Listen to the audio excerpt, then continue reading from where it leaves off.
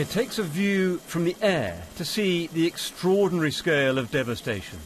Ferocious winds combined with massive walls of water to lay waste to whole communities. All this is the result of weather at its most extreme. For many people, there was simply nowhere to hide. The survivors are now left appealing for aid from the outside world. The typhoon had been forecast, but proved completely overwhelming. The thing which made it particularly dangerous was the fact that it reached its peak intensity at the point that it made landfall.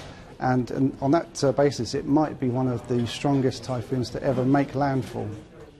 To understand this disaster, let's use our virtual reality studio to try to piece together how this catastrophic weather unfolded.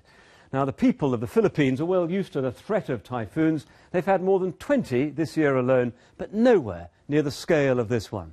Like all tropical storms, it began with a loose cluster of thunderclouds. Nothing unusual.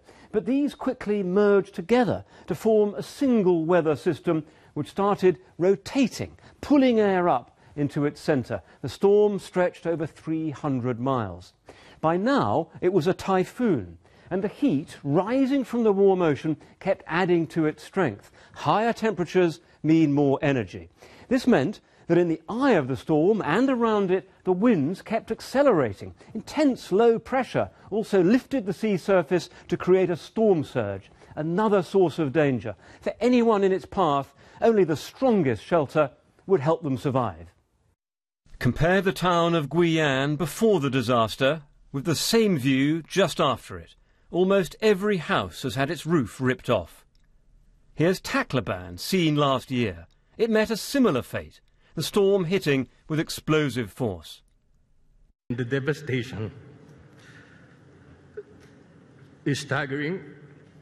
Today, an official from the Philippines was at a UN climate conference. He's from Tacloban and called for action on global warming.